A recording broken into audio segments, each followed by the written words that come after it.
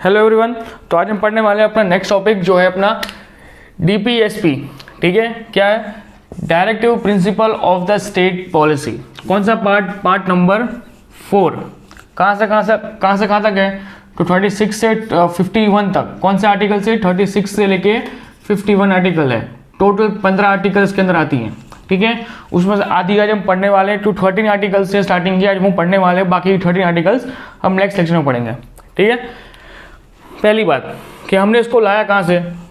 पहले हम इसको लेकर आए थे आयरिश या कह लो आयरलैंड के कॉन्स्टिट्यूशन, जो कॉन्स्टिट्यूशन का बना था 1937 के अंदर, हम वहाँ से उसको लेके आए हैं। ठीक है, और वो लोग भी कहीं से लेके आए? वो लोग कहाँ से लेके आए? वो लोग स्पेनिश कॉन्स्टिट्यूशन से लेके आए, मतलब जो स्पेन का कॉन्स्टिट्यूशन है वो लोग उसके पास से वो लोग लेके आए हैं। तो याद रखना, हमने कहाँ से लिया है? आयरिश से या आयरलैंड की कॉन्स्टिट्यूशन से हमने लिया है, और उन लोगों ने कहाँ से लिया है? तो स्पेनिश कॉन्स्टिट्यूशन से। क्लियर? अब इन्होंने कहीं से लिया नहीं था, इन लोगों ने खुद बनाया था। क्लियर? अब आ जाओ कि इसमें 2-3 तरीके से अपवाद दिए हुए हैं। एक थे अपने BN राव। कौन? BN राव बोल रहे थे। उन्होंने क्या कहा था? उन्होंने एक चीज़ कही थी। उन्होंने चीज़ क्या कही थी कि अगर इसको देखो, पहले तो ये समझ लो कि direct principle of the state policies किसके लिए होते हैं? 2 तरीके हमारे पास हमको राइट्स दिए गए थे। एक था फंडामेंटल राइट्स, जो हमने पार्ट 3 में पढ़ा।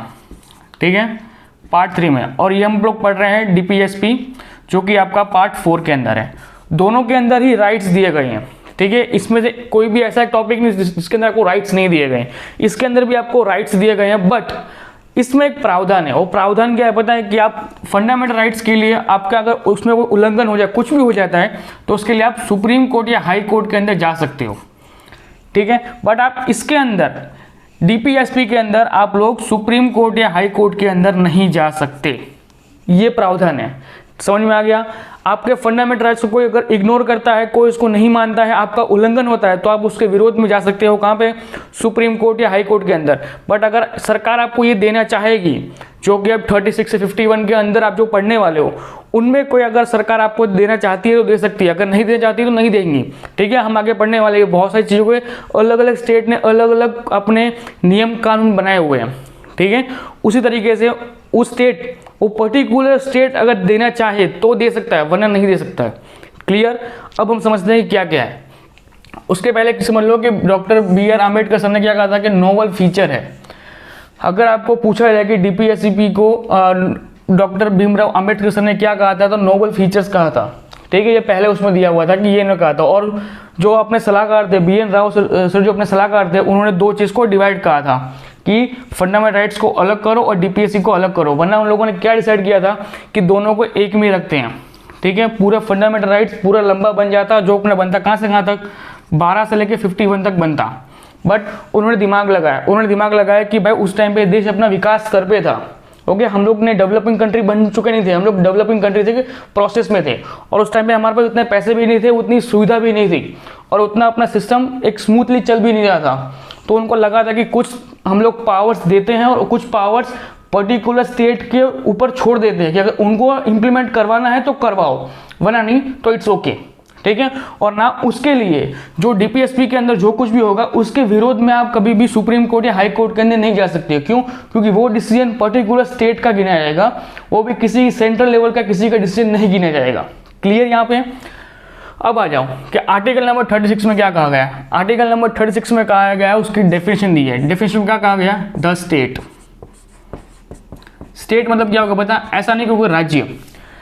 स्टेट मतलब हो जाएगा उसके अंदर आपका सब चीज़ आ जाएंगी, जो हर एक डिपार्टमेंट है, जो हर एक चीज़ के अंदर आप जस्ट इमेजिन कर लोगे रेलवे डिपार्टमेंट है।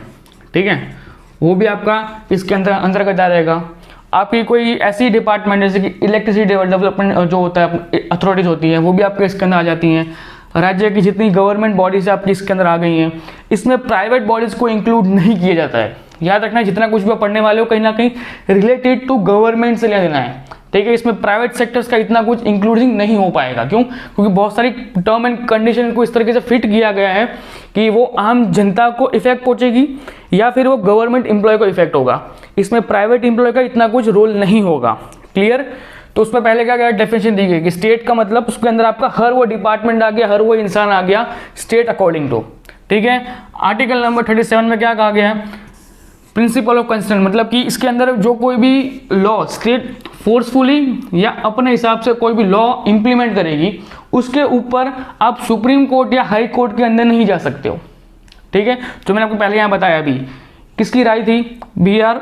राव साहब की, अपनी बी.एन. राव साहब की अपनी भलामण थी या क्योंकि उनका सजेशन था एक कैसा होना चाहिए, तो वही उन लोगों ने आर्टिकल नंबर 37 में डाल दिया क्या कि आप इसको लेके किसी भी कोर्ट के अंदर नहीं जा सकते हो, चाहे वो फोर्सफुली डलवाया जाए या फिर नॉर्मली डलवाया जाए, किसी भी रूप में डलवाया जाएगा पर आप उसको लेके ऊपर नहीं जाओगे। क्लियर। अब आ जाओ अपने आर्टिकल नंबर 38 पे, जस्टिस। इसमें लिखा गया कि 3 प्रकार के जस्टिस होंगे। कितने प्रकार के जस्टिस होंगे, 3 प्रकार के। किस तरीके से, सोशल, इकोनॉमिक और पॉलिटिकल। अभी आप देखोगे ना तो इन तीनों प्रकार के जस्टिस आपको समाज में देखने को मिलते हैं। किस तरीके से, सोशल मतलब कि अगर डिफरेंट इंसान, कोई भी अलग अलग समुदाय है, अलग अलग कास्ट है, अलग अलग रिलीजन्स हैं, तो उनके अलग अलग तरीके के उनके खुद के नियम कानून हैं जिनके ऊपर स्टेट की पॉलिसी काम नहीं करती हैं। स्टेट ने उनको कह दिया है, हमने पढ़ा था अपने पार्ट 3 के अंदर फंडामेंटल राइट्स के अंदर पढ़ा था right to freedom of religions, उसमें कहा गया था कि आप पर्सनल लॉ बना सकते हो। कहा था कि नहीं कहा था, उन पर्सनल लॉ को कानूनी करने के लिए या फिर उनके ऊपर कोई चेंजेस ना है इसलिए हमने उसको डाल दिया direct principle of the state policy में डाल दिया, डीपीएस में डाल दिया। ठीक है, कि आप इसमें कोई भी चेंजेस करना चाहो कर सकते हो अगर उनको लगता है। तो हम इसका आगे हम लोग उसको पढ़ने वाले हैं। इसके ऊपर सिविल कोड का बहुत ज़्यादा बहुत ज़्यादा विवाद इसके ऊपर चल रहा है। ठीक है, इकोनॉमिक किस तरीके से कि जो इंसान जितना कमा पा रहा है या जो इंसान जितना कैपेबल है उसको उस हद तक का पैसा दिया जाए। ठीक है, ऐसा नहीं है कि किसी इंसान ने अगर बहुत पढ़ लिया है तो उसको बहुत पैसा मिलेगा, नहीं। अगर वो पर्टिकुलर जॉब जिस कैटेगरी की है, अगर वो प्यून का काम कर रहा है तो उसको प्यून का वेतन मिलना चाहिए। ऐसा नहीं है कि अगर उसने बहुत सारे पीएचडी कर लिया है और फिर वो प्यून बनता है तो उसकी डिग्री के हिसाब से उसको वेतन नहीं मिलेगा, नहीं, उसको उसके रैंक के हिसाब से उसको वेतन मिलेगा। Clear, okay. अब आ जाओ अपने पॉलिटिकल बैकग्राउंड में, मतलब आपको यहाँ भी जस्टिस मिलेगा। किस तरीके से कि किसी इंसान ने कहीं पे रिजर्वेशन यूज़ कर लिया, कुछ ऐसी चीज़ें यूज़ कर ली, वो आपका पॉलिटिकल हो जाएगा। मतलब आपको इतना याद रखना कि जस्टिस कितने प्रकार के होंगे, 3 प्रकार के, सोशल, इकोनॉमिक और पॉलिटिकल। इतना याद रखो, इतना ईजी है, आपको ईजिली कनेक्ट हो पाओगे इस चीज़ से लेकर। ठीक है, अब आ जाओ अपने आर्टिकल नंबर 39 पे। उसमें क्या दे रखा है कि प्रिंसिपल फॉर पॉलिसी इक्वल। अब जो यहाँ पे हमने बताया इकोनॉमिक वाली बात, इन लोगों ने यहाँ पे मेंशन की कि किस तरीके से इक्वल रहेंगे। किस तरीके से इक्वल रहेंगे कि अगर किसी कंपनी के अंदर गर्ल और बॉय सेम कक्ष में काम कर रहे हैं, आज अगर मैं टीचर हूँ और मेरे सामने कोई लड़की है और वो भी टीचर है और मैं इंग्लिश पढ़ा रहा हूँ और वो भी इंग्लिश पढ़ा रही है, तो हम दोनों की जो इनकम होगी, जो हम दोनों की सैलरी होगी वो सेम होगी। ठीक है, ना कि ऐसा होगा कि अगर मैं इंग्लिश पढ़ा रहा हूँ और अगर वो या फिर वो जो सामने इंसान बैठा हुआ है, तो कोई भी समझ लो, ठीक है, यहाँ पे एक्स है, यहाँ पे वाई है, ये मैं हूँ और ये सामने वो कोई टीचर है। तो अगर मैं इंग्लिश पढ़ा रहा हूँ और वो इंसान ड्राइंग पढ़ा रहा है, तो अगर जितनी सैलरी मुझे मिल रही है ना, उतनी सेम सैलरी इसको नहीं मिलेगी। क्लियर, वही सेम चीज़ है। अगर ड्राइंग पढ़ा रहा हूँ यहाँ पे और ये भी ड्राइंग पढ़ा रहा है, तो हम दोनों को सेम सैलरी मिलेगी। तो वही कहा गया कि equal as per the possibility, कि जितना उनके रैंक होगा उस हिसाब से उनको सेम वेतन मिलना चाहिए। ठीक है, हाँ, ये अलग बात है कि किसी को ऊपर से टीडीएस मिलता है, किसी को कुछ अलग पॉलिसीज मिल जाती हैं, कुछ अलग अलग चीज़ें कर रहे हैं तो उनकी मंथली इनकम बढ़ रही है, तो वो उनका पर्सनल है। बट सरकार आपको कितना दे रही है वो सेम देगी। ऐसा नहीं है कि भाई अगर वो इंसान की उम्र ज़्यादा है, उसने पढ़ाई ज़्यादा की है, मेरिट में उसका नाम बहुत ऊपर है, तो उसको ज़्यादा सैलरी दे रहे हैं, नहीं। चाहे 20,000 कांस्टेबल पास हो तो उन 20,000 के कांस्टेबल की इनकम सैलरी होगी वो सेम होगी। हाँ, ऊपर वो करप्शन करे, ब्लैक मनी कमाए, जो कमाए वो उनका पर्सनल पॉइंट है। बट सरकार आपको कितना दे रही है, 19,500, वो आपको लाइफ टाइम मिलेगा। जब 5 साल कायमिक हो जाओगे तो आपका पगार यहाँ से बढ़ जाएगा, 24, 25, 30 हो जाएगा आराम से। क्लियर, ये होता है आपका जो सरकार ने आपको कह दिया है कि कौन से आर्टिकल के अंतर्गत, आर्टिकल नंबर 39 के अंतर्गत कहा गया है कि हर इंसान इक्वल रहेगा, चाहे होगा सेम रैंक पे हो। तब ऐसा नहीं है कि अगर वो प्यून है तो उसकी सैलरी कम होगी, बट अगर प्यून दोनों बात कर रहे होंगे तो उनकी सैलरी सेम होगी, और अगर 2 आईपीएस बात कर रहे हैं तो उनकी सैलरी सेम होगी। क्लियर, हाँ, अगर उनका जोन अलग है, उनकी कैडर अलग है, तो डिफरेंस हो सकता है, सैलरी में डिफरेंशिएशन आ सकता है। बट अगर सरकार के हिसाब से गिना जाएगा तो दोनों का सैलरी सेम होगा। क्लियर, अब आ जाओ यहाँ पे कि उसमें एक और प्रावधान दिया गया, किसमें 39(1) में कहा गया इक्वल जस्टिस क्या कहा गया, equal justice and free legal aid. ठीक है, अब चाहे लड़का हो लड़की हो, चाहे गवर्नमेंट एम्प्लॉय हो, चाहे प्राइवेट एम्प्लॉय हो, चाहे मंत्री हो, चाहे कोई भी इंसान क्यों ना हो, इंडिया का सिटीजन है तो मतलब उस इंसान को लीगल आईपीसी की पैनल के हिसाब से, आईपीसी मतलब इंडियन पेनल कोड, जो अपना लॉ की बुक है, जो अपनी क्रिमिनल की बुक्स हैं, उनके हिसाब से उनके ऊपर जस्टिस किया जाएगा, उनके हिसाब से उनको सजा सुनाई जाएगी। क्लियर, यहाँ पे ये चीज हो जाएगा आपका इक्वल जस्टिस के अंदर। अब आ जाओ कि जो हमने एक बहुत पहले एक इंसान को फांसी दी थी, ठीक है, आपको याद आ रहा होगा, उस कांड के अंदर जब उसको पूरे इंडिया में से उसको कोई वकील मिल नहीं रहा था, ठीक है, वकील मिल नहीं रहा था, तो तब क्या कहा गया, इसने उसका उपयोग किया, किसका उपयोग किया, 39(1) का उपयोग किया, जिसके अंदर यह कहा था कि लीगल एड्स के अंदर अगर किसी इंसान को कोई भी एक्सेप्ट नहीं करता है, मतलब अगर आज मैंने किसी का मर्डर किया है और वो प्रूफ हो चुका है कि हाँ इस इंसान ने मर्डर किया है, बट अगर सामने को वकील मेरे को चाहिए, ठीक है, अगर वो मुझे वकील को लेने को मंजूर नहीं करता है, तो गवर्नमेंट, उस पर्टिकुलर स्टेट की गवर्नमेंट मुझे अपना एक वकील देगी, जो कि होगा फ्री लीगल एड के रूप में मुझे एक वकील दिया जाएगा। सो याद रखना एक बात कि जितने भी गवर्नमेंट वकील्स होते हैं ना, वो हमेशा केस को हारते हैं, ठीक है, केस जीतने वाले बहुत कम होते हैं, बाकी सब केस हारते हैं।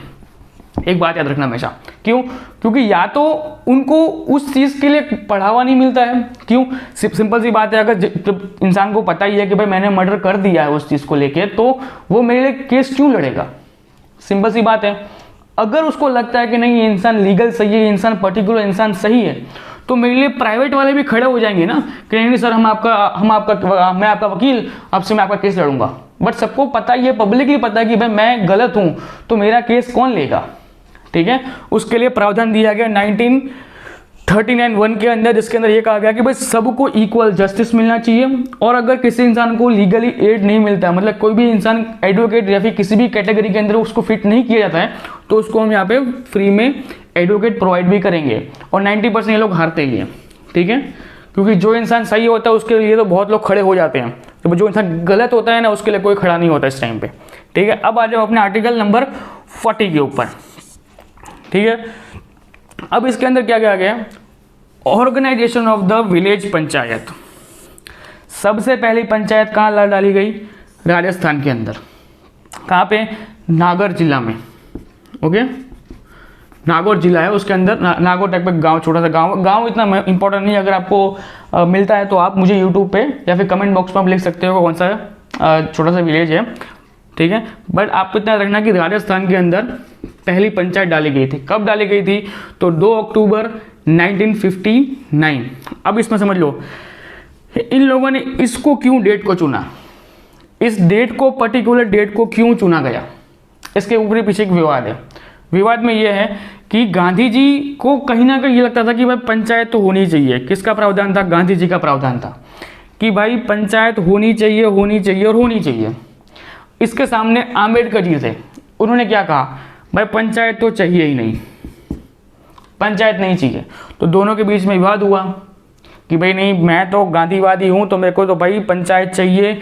अगर सेंट्रल डिपार्टमेंट को कुछ चीज़ें अगर भेजनी हो, कुछ सुविधाएं वहाँ तक भेजनी हो, तो गांधी जी का एक स्टेटमेंट था कि भारत एक ऐसा देश है जो ग्रामीण देश है, ठीक है, एक डेवलपिंग कंट्री जिसके अंदर लोग सबसे ज़्यादा खेती बाड़ी करते हैं। और वो कहते हैं ना कि भारत का जो मूल नागरिक है, जो रियल इंसान है, वो कौन है, वो अंबानी वो सब तो इट्स ओके, वो लोग अपने कैपेबल तक वहाँ पहुँचे हैं, बट उनके घर पे भी अनाज पहुँचाने के लिए भी भाई एक खेडूत या फिर किसान का बेटा जब किसानी करता है ना, तब जाके उसको मिलता है।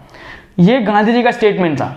मतलब अंबानी वाला तो मैंने ऐड किया था, बट उनका एक स्टेटमेंट था कि भाई गुजरात का या फिर इंडिया का मूल इंसान, रियल इंसान कौन होगा, तो किसान होगा, और किसान के लिए पंचायत होनी चाहिए, जिसके लिए वो अपनी आवाज़ वहाँ तक उठा पाए, या फिर उनको डेवलपमेंट मिलना चाहिए। वो इस रीजन से गांधी जी चाहते थे कि ये पंचायत बने। आम्बेडकर जी का ये कहना था कि अगर इनको यहाँ पे पंचायत हमने दे दी, तो जो ऊपर से काम करने वाले लोग हैं वो लोग नीचे तक उस चीज़ को पहुँचने नहीं देंगे, राइट। वहाँ तक सपोज क्या, सिंपल एग्जांपल देता हूँ कि अगर सेंट्रल गवर्नमेंट ने ये अनाउंसमेंट किया कि हमें अब पंचायत को देने हैं 10,000 रुपये, ठीक है, जब यहाँ से यहाँ तक पहुँचेंगे ना स्टेट में, तब हो जाएंगे कितने, 5,000, ठीक है, और वो 5,000 से जब विलेज तक पहुँचेंगे तो होंगे कितने, 2000, ठीक है। और वो 2000 में से सिर्फ 1000 रुपये किसको मिलेंगे? विलेजर्स को। समझ गए आप लोग? ये सेंट्रल जो दिल्ली होता है, जो मेन पार्लियामेंट है, स्टेट मतलब पर्टिकुलर स्टेट की जो गवर्नमेंट है वो स्टेट, ठीक है। गवर्नमेंट हो कोई भी, महाराष्ट्र, गुजरात, केरला, कोई भी गवर्नमेंट, वो पर्टिकुलर स्टेट की गवर्नमेंट। अब आता है कि उसके अंदर जो विलेज है, जो उसके विलेज है, अब विलेज के अंदर भी 2-3 चीज़ें आती हैं। क्या आती हैं? पहले आता है आपका ज़िला, उसके बाद आपका आता है क्या? तालुका, फिर उसके अंदर आपका आता है क्या? विलेज। तो यहाँ पे भी पैसे कटते कटते कटते कटते लास्ट में विलेज पंचायत के पास या पंचायत के पास, सरपंच के पास कितने पहुँचते हैं? 2000। इशू कितने किए थे? 10,000। कितने पहुँचे? 2000। अब ये भी उन लोगों ने कहा कि अब सपोज इतना समझ लो कि जो इंसान पंचायत ने वो प्रमुख बनाए या सरपंच बनाए, तो उसकी क्या गारंटी कि वो 2,000 रुपये यूज़ करेगा? वो भी अपना कमीशन काटेगा 1000 रुपये, और 1000 रुपये पहुँचेंगे कहाँ तक? विलेज तक पहुँचेंगे। जो आम जनता है, जो विलेज के जो मूल लोग हैं, जिन लोगों ने सरपंच बनाया था, उस तक पहुँचेंगे मुश्किल से 1000 रुपये। इशू कितने किए थे? 10,000। जिसको पहुँचाने थे उसको कितने मिले? सिर्फ 1000 रुपये। तो आम्बेडकर जी का ये कहना था कि अगर ऐसा करेंगे तो लोगों तक पैसा नहीं पहुँच रहा है। गांधी जी ने कहा कि चाहे 10,000 इशू करो या 10 करोड़ करो, मुझे फ़र्क नहीं पड़ता, मेरे को इतना चाहिए कि भाई हर राज्य के अंदर पंचायत होनी चाहिए, ठीक है। अब इसमें पढ़ते हैं अपने राजेंद्र प्रसाद जी। उनका क्या कहना था पता है? कि एक काम करो, हम इसको है ना फंडामेंटल राइट्स के अंदर नहीं इंक्लूड करते हैं, हम इनको डीपीएसपी के अंदर इंक्लूड कर देते हैं, ठीक है। डीपीएसपी, ओके, डीपीएसपी के अंदर जो अपना पार्ट 4 जो हम अभी पढ़ रहे हैं, इसके अंदर इंक्लूड कर देते हैं। क्यों? अब इसके अंदर एक प्रावधान है कि अगर स्टेट चाहे तो आप उसको इम्प्लीमेंट करवाओ, अगर स्टेट नहीं चाहता है तो आपको इंक्लूड नहीं करना है। आपको सिंपल एग्जांपल देता हूं दिल्ली का। दिल्ली के अंदर पंचायत नहीं है, गुजरात के अंदर, राजस्थान के अंदर, महाराष्ट्र के अंदर, केरला के हर एक राज्य के अंदर, लगभग राज्य के अंदर पंचायत है, तो दिल्ली में नहीं है। क्यों? वहाँ पे लोगों ने अम्बेडकर जी को एक्सेप्ट किया। क्यों? हमारा जो राज्य है वो ऑलरेडी डेवलपिंग में है, तो हमें पंचायत की जरूरत नहीं है, हम लोग ऑलरेडी उस अर्बन एरियाज के अंदर इंक्लूड कर चुके हैं पूरे दिल्ली को, तो हमें उसकी ज़रूरत नहीं है। तो उन लोगों ने अम्बेडकर जी का कॉन्सेप्ट एक्सेप्ट किया, और जहाँ पे पंचायत बनानी थी वहाँ पे गांधी जी का एक्सेप्ट किया गया, तो दोनों का ही मन रख लिया गया इस तरीके से, ठीक है। इसलिए 2 अक्टूबर 1959 को पहली ग्राम पंचायत बनी राजस्थान के अंदर। कौन से विलेज में बनी वो मुझे आप जांच करके पूरा सर्च करके मुझे बताओ, ठीक है। अब एक चीज़ मैंने लिखी है, कौन सी? यहाँ लिखी है आर्टिकल नंबर 2431। क्यों? अब जब ये सबको डिसीजन हो रहा था तो ये आर्टिकल्स हमने बाद से ऐड किया। याद रखना एक चीज़, जहाँ पे भी आपका 1, 2, 3 आ जाए ना, सपोज इट कि अगर आर्टिकल नंबर मैंने 1 लिखा है, आर्टिकल नंबर 1, और उसके बाद अगर आ जाता है ऐसे 1 काउंट्स में 1, या फिर क आ जाए, गुजराती का क आ जाए, या हिंदी का क आ जाए, या ए आ जाए, ये तीनों में से, चारों में से कोई भी आ जाए ना, तो याद रखना वो कॉन्स्टिट्यूशन बनने के बाद ऐड हुआ है। ये इजी ट्रिक होती है, ठीक है। अगर आपको कोई भी मैं से रेंडमली पूछ लूँ किसी को भी कि भाई right to information, right to education act कब ऐड किया था, और मैं आपको ऑप्शन दूंगा ना 21 या फिर 21(1) या 21(2) या 22, तो आपको अंदाजा आ जाएगा कि भाई राइट टू एजुकेशन जब एजुकेशन बना, जब कॉन्स्टिट्यूशन क्रिएट किया गया तब उसको इंक्लूड नहीं किया था, उसको बाद से इंक्लूड किया है। तो आप अंदाजा मार लोगे कि हाँ भाई सर ने समझाया था कि काउंट्स के अंदर आए, तो वही ऑप्शन होगा। तो कौन सा आएगा? 21A या 1, ठीक है। इस तरीके से याद करो, कॉन्स्टिट्यूशन याद हो जाएगा, आपको भूल नहीं पाओगे उस चीज़ को लेके, क्लियर। अब आता है कि इसके ऊपर इसको बाद से ऐड किया गया।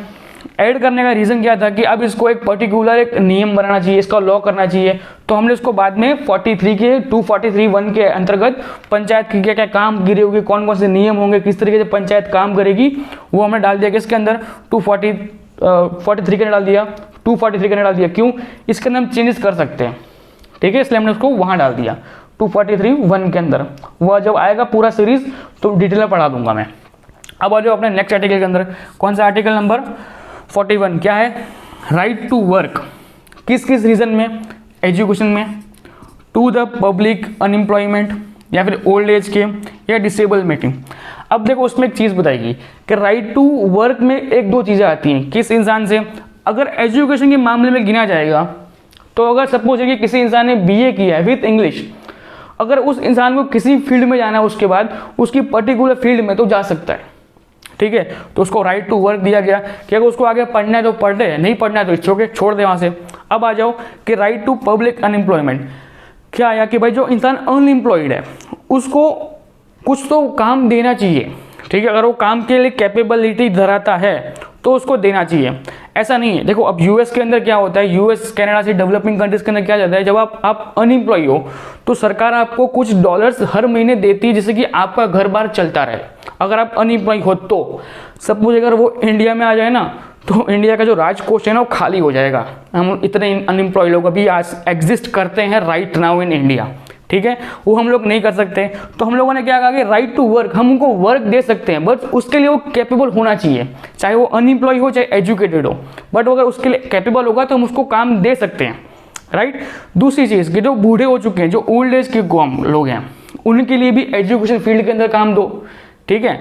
उनको जो लोग पढ़ नहीं पाए हैं, ठीक है, जो आज के लोग रोते हैं ना कि भाई हम लोग तो पहाड़ चढ़ के जाते थे, हम लोग ये करते थे, हम लोग वो करते थे, ये उन्हीं के लिए बनाया गया।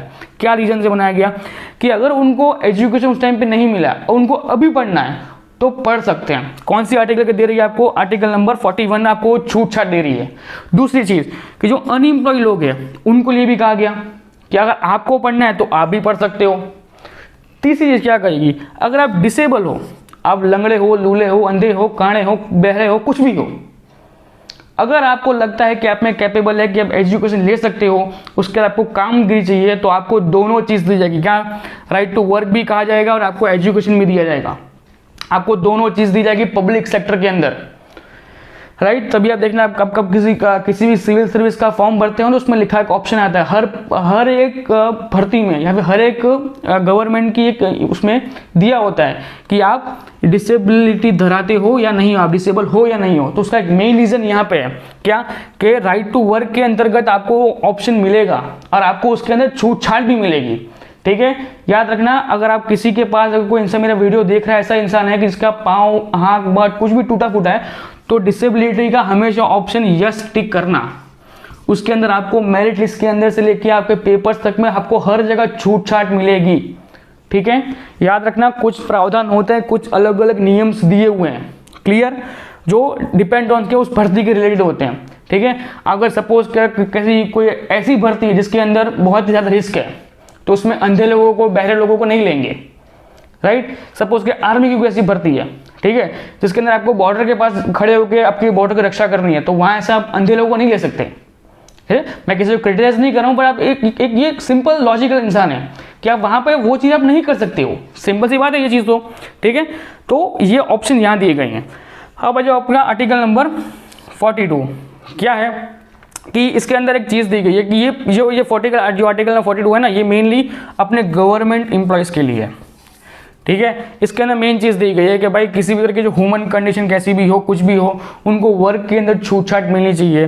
दूसरा आता है कि मेन ये जब रिलीफ, मतलब कि जब लड़की गर्भवती हो, ठीक है, तो उस लड़की को उस टाइम पे क्या छूट छाट मिलनी चाहिए, उस टाइम पे उसकी कंडीशन क्या क्या हो सकती है।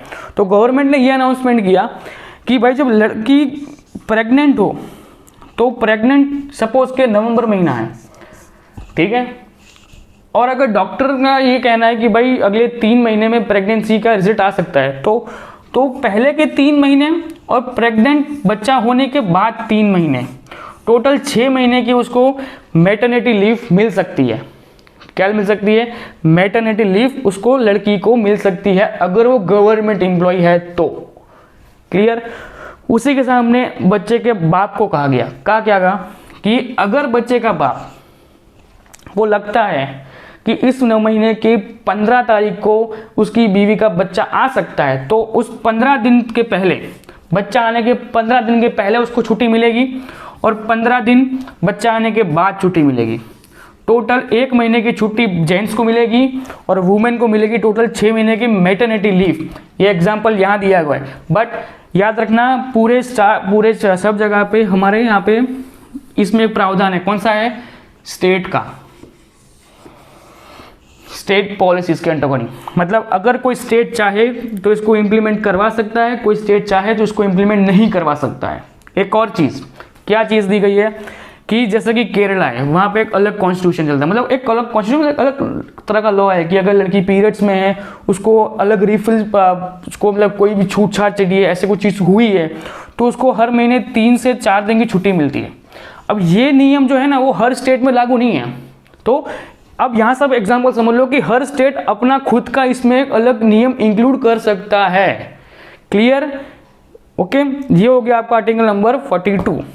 अब आ जाओ आपके यहाँ पे आर्टिकल नंबर 43 पे। इसमें क्या हुआ है, लिविंग वेजेस, मतलब पर्टिकुलर एक इंसान को उतना वेतन मिलना चाहिए जिसके हिसाब से उसका घर बार चलते। ठीक है, उतना तो उसको कमाने का मौका देना चाहिए जिसके जितना हिसाब से उसको घर बार चलता रहे। ठीक है, ऐसा नहीं कि आपने पूरे दिन की 8 घंटे मेहनत करवाई, उसको आपने सिर्फ 8 रुपये दे दिए, या 10 घंटे मेहनत करवाई आपने, उसको 10 रुपये दे दिए, उसकी में उसका घर नहीं चलेगा। ठीक है, 10 रुपये गिनो ना तो हर महीने खाली 300 रुपये होते हैं। ठीक है, तो वो ना हो उसके लिए क्या किया गया, उन लोगों ने एक आर्टिकल डाल दिया 43 आर्टिकल, जिसमें कहा गया कि उनको उनकी जितनी ज़िंदगी है ना और जो काम कर रहे हैं उस हिसाब से उनको घर चलाने के लिए पैसा देना चाहिए आपको। ये किस में कहा गया, आपका 43 में कहा गया लिविंग वेजेस के अंदर, कि इतना तो इनकम उनकी होनी चाहिए जितने में वो ज़िंदगी जी सके। क्लियर? याद रखना, ये सारे आर्टिकल्स को हमने फंडामेंटल राइट्स के अंदर नहीं डाला, जानबूझ के नहीं डाला गया, वरना क्या होता है पता है, अगर आप इसको अगर डालते हैं ना तो याद रखना जो सिविल सर्विस वाला इंसान है इसका महीने पगार 1,20,000 है, और जो इंसान इस कैटेगरी में आता होगा मतलब उसी का एक प्यून, तो वही बोलेगा, सीधा पहुंच जाएगा सुप्रीम कोर्ट के अंदर कि भाई सिविल सर्विस में ये इंसान काम कर रहा है, इसकी लिविंग एज के हिसाब से उसको 1,20,000 दे रहे हो और मेरे को लिविंग एज के हिसाब से मुझे खाली 20,000 दे रहे हो, क्यों? तभी हमने चेंज किया, तभी हमने इसको फंडामेंटल राइट से निकाल के हमने इसको इसमें रखा है कि इसका विद्रोह सुप्रीम कोर्ट में ना कर पाए कोई। ठीक है, आप इसको लेकर सुप्रीम कोर्ट में नहीं जा सकते हो। ठीक है, और आपको इनको देखते रहना है। याद रखना, directive principle of the state policies वो चीज़ें हैं जिनके अंदर आप सिर्फ कठपुतली हो, सरकार कल उठ के जो चेंज करना चाहे चेंज कर सकती है। क्लियर? फिर फंडामेंटल राइट्स आपके हक हैं, आपके मूलभूत अधिकार हैं, उनके अंदर सरकार कोई चेंजेस नहीं कर, जिसके अंदर सिर्फ कोई चेंजेस नहीं कर सकते हैं ना सुप्रीम कोर्ट तक उसके अंदर कोई चेंजेस नहीं कर सकते हैं। हाँ, अगर उन पावर्स को पावरफुल बनाना है तो वो उनकी पावर्स किसके पास है, सिर्फ पार्लियामेंट के पास है, जो मैंने आपको पूरा कल डिटेल में समझाया था। ओके, अब आ जाओ आपका आर्टिकल नंबर 43A के अंतर्गत, जो आज हम बहुत फेस करते हैं। अब ये कहा गया कि जो लिविंग एजेस में जो काम कर रहे हैं ना, ठीक है, अब उनका मैनेजमेंट करना चाहिए आपको, मतलब management of the industries, factory कह लो, माइंस कह लो, ठीक है, ऐसी जो बड़ी बड़ी चीज़ें होती है उनका मैनेजमेंट जो होगा पूरा लेबर इंस्टीट्यूट ही करेगा।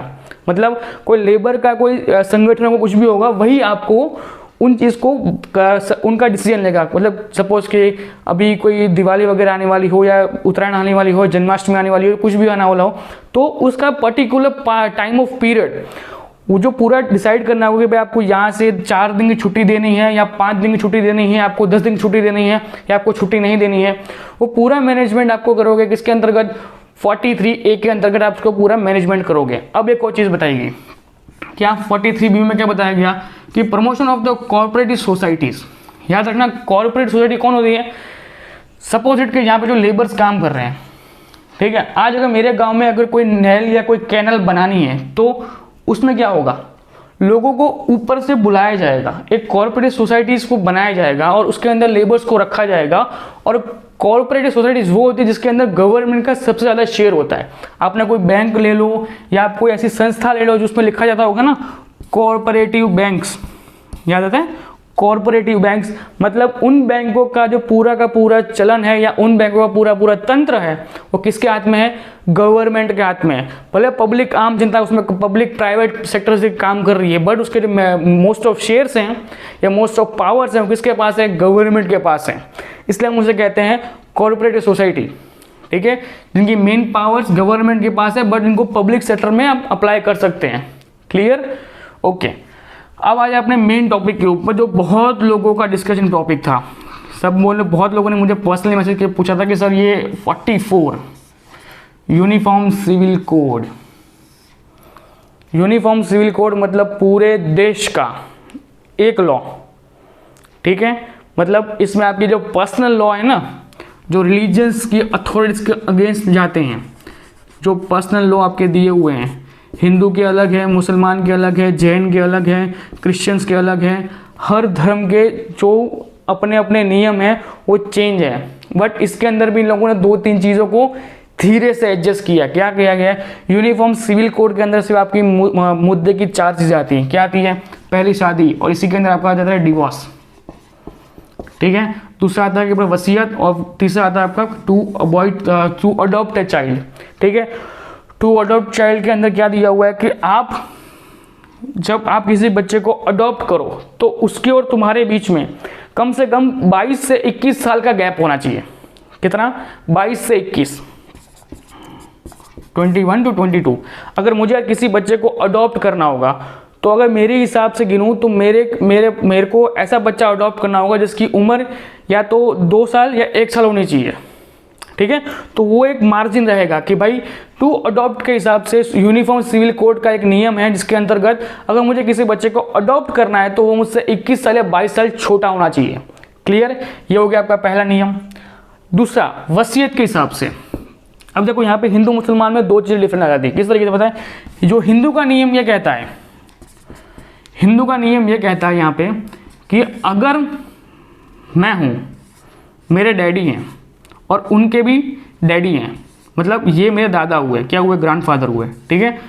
अगर किसी रीज़न से मेरे फादर कुछ हो जाता है तो इनडायरेक्टली होगा क्या, जब मैं पैदा हुआ तभी हो गया तो क्या होगा, तो सिंपल सी बात है, जो दादा की वसीयत है ना वो डायरेक्ट मेरे नाम पे ट्रांसफर हो जाएगी, डायरेक्ट। अब उसमें 2-3 प्रवाद है कि अगर मैं अपनी मम्मी के पेट में ही हूँ और तब मेरे डैडी को कुछ होता है तो भी मेरे को सारी वसीयत मेरे नाम पे आएगी। ये हिंदू यूनिफॉर्म कोड के हिसाब से ये नियम है। मुसलमान में चेंज है। मुसलमान में क्या कहा गया है, मुसलमान में ये कहा गया सेम प्रोसेस, तो इसे यहाँ पे खाली चेंज कर दो, एम कर दो, ठीक है। मुसलमान में क्या कहा, ये सेम चीज़ है, बट मुसलमान में एक प्रावधान है। क्या पता है कि अगर दादा चाहेगा ना, यहाँ पे ये बुढ़ाऊ, अगर ये दादा चाहेगा ना तो ये बीच की कैटेगरी, ये पापा है, ये तुम हो, ये किसी को कुछ देगा नहीं। इसका मन करेगा ना वो किसी को भी, किसी भी थर्ड पार्टी इंसान को अपनी वसीयत सुना देगा। क्लियर, ये चेंजेस है वसीयत के अंदर। हिंदू मुसलमान में चेंजेस है, तो उनको भी कॉमन करने की बात चल रही है अभी कि किसी भी तरीके से दोनों का एडजस्ट हो, उस तरीके से कॉमन चलाया जाए। तो लोग कहते हैं ना कि यूनिफॉर्म सिविल कोड आने के बाद बहुत चेंज होने वाले, बहुत बवाल होने वाले, तो जब पब्लिकली अप्लाई होगा तब आप देख लेना। ये आपको मैं ऊपर से समझा रहा हूँ कि किस तरीके से होता है। ये हो गया आपका वसीयत के बारे में। अब आ जाओ आपके मैरिट के बारे में। क्या है कि मुसलमान के नियम के हिसाब से उनको बोला गया कि आप 2, 3, 4 जितनी शादी आपको करनी है आप वो कर सकते हो, ठीक है। हिंदू के हिसाब से कितनी है वो आप 1 करो, ठीक है। और उनको ये भी कहा गया जो डिवोर्स लेने की प्रोसेस है मुसलमान में कैसी है, तलाक तलाक तलाक बोल दिया और ख़त्म। उनको तो अभी निकाल भी दिया, वो जो 3 बार तलाक बोलने का था वो पूरा निकाल दिया हुआ है। बट हिंदू में क्या था कि आपको पूरा लीगल प्रोसेस में जाना पड़ता था। तो मुसलमानों को भी ये कहा गया कि आप भी अब वो लीगल प्रोसेस में आइए, ठीक है। लॉ के अकॉर्डिंगली आप डिवोर्स लीजिए, आप सुप्रीम कोर्ट में जाइए, आप अपना वकील रखिए, वो जो लड़की होगी अपना वकील रखेगी और दोनों लड़िए, फिर जब आपको जो करना है करिए। ये आपका हो गया यूनिफॉर्म सिविल कोड। अभी राइट नाउ पूरे इंडिया में किस जगह पे लागू है, तो सिर्फ एक जगह पे, कहाँ पे, गोवा। क्यों, directive principle of the state policy. State क्या है, स्टेट मतलब कोई भी स्टेट चाहे वही इंप्लीमेंट करवा सकता है पर्टिकुलर स्टेट के अंदर। जरूरी नहीं है कि इसका नियम पूरा देश माने। क्लियर, क्योंकि ये directive principle of the state policies के अंतर्गत आता है। ओके, अब आ जाओ आपका लास्ट, जो आज के दिन का लास्ट है, वो है आर्टिकल नंबर 45। उसमें क्या दिया हुआ है, earlier childhood care and education. अभी तक हमने देखा था, इसमें देखो 2 प्रावधान दिया हुआ है, मैंने देखो पूरा बनाया हुआ, आपको समझ में आ जाएगा इसको लेके। ये चीज़ समझ लो, आप ये समझ लोगे ना तो आपको आर्टिकल नंबर 45 समझ में इजी पड़ेगा, ठीक है। अर्लियर चाइल्डहुड, ठीक है, दोनों चीज़ की बात की गई। जब बच्चा पैदा हो रहा है तब से लेके 5 साल से 6 साल तक, तब तक क्या करना है, उसकी सिर्फ हेल्थ का ख्याल रखना है। क्या करना है, सिर्फ हेल्थ का ख्याल रखना है। ओके, 6 के बाद 14 तक उसको compulsory right to education act के अंतर्गत 21A के अंतर्गत आपको उसको हमेशा पढ़ाना पड़ेगा, कंपलसरी है उस चीज़ को लेके। बट ये उस टाइम पे DPSP में इसलिए रखा गया था क्योंकि उस टाइम पे इंडिया डेवलपिंग कंट्री था। आज हम अभी भी डेवलप हो रहे हैं, बट उस टाइम पे इंडिया के पास इतना फंड नहीं था कि वो हर बच्चे को घर घर जाके पढ़ा पाए, ठीक है। इसलिए हमने उसको अभी तक यहाँ रखा था। जब कॉन्स्टिट्यूशन बना तब हमने उसको 45 के अंदर इंक्लूड किया हुआ था, बट हमें लगा कि नहीं, अब हम लोग विकास दर के ऊपर आ चुके हैं। हम लोग जानते हैं कि भाई देश को बढ़ाने के लिए भाई उसका यूथ पढ़ना चाहिए, ठीक है। सिंगापुर का one of the best example है 1964 में सिंगापुर वर्ल्ड का लीस्ट, मतलब कह लो कि वर्ल्ड के सबसे ज़्यादा लेबर्स उस कंट्री के अंदर थे। और आज 2021 के अंदर क्या है, लेबर फ्री कंट्री है। क्या है, लेबर फ्री कंट्री है। एक भी गरीब इंसान आपको वहाँ नहीं दिखेगा, लेबर फ्री कंट्री है। कौन सा, सिंगापुर। 1964 के अंदर आप बोलोगे सर वो तो इत्तू सा है, हम तो इतने बड़े हैं ना। भाई वो इत्तू सा था, फिर भी उसने विकास कर लिया ना। हम अगर भले इतने बड़े हों तो हम भी कर लेंगे, हम लोग उस प्रोसेस में हैं, हम लोग आगे विकास हमारा हो जाएगा, टेंशन मतलब उस चीज़ को लेके, ठीक है। अभी आप इसको पढ़ो, ठीक है। 45 के अंदर के क्या कहा गया, ये कहा गया। और जब इसको हम लगा कि हम लोग उस दर तक आ चुके हैं कि हम लोग सबको एजुकेशन दे सकते हैं, तो हमने क्या कहा, इसको उठा के भाई फंडामेंटल राइट्स में इंक्लूड करो। क्या कहा गया, FR, फंडामेंटल राइट्स में इंक्लूड करो। कौन से आर्टिकल में, आर्टिकल नंबर 21A के अंदर हमने इंक्लूड किया। कौन सा सुधारा, 86वां सुधारा। 86 अमेंडमेंट, कौन सा साल, 2002 का साल। क्या बोला गया, 6 से 12 साल तक के बच्चों को कंपलसरी एजुकेशन मिलना चाहिए। क्लियर, ये हो गया आपका पूरा अभी तक डायरेक्टिव प्रिंसिपल का एक पार्ट, ठीक है। इसके सेकेंड पार्ट में हम देखेंगे 45 के बाद 46, 47, 48, 49, 50 और 51। 1 2 3 4 5 6 आर्टिकल रह जाती हैं। वो 6 आर्टिकल्स हम देखेंगे नेक्स्ट पार्ट के अंदर, जो कि इसी का होगा directive principle of the state policies, ठीक है। मिलते हैं नेक्स्ट लेक्चर में। जय हिंद।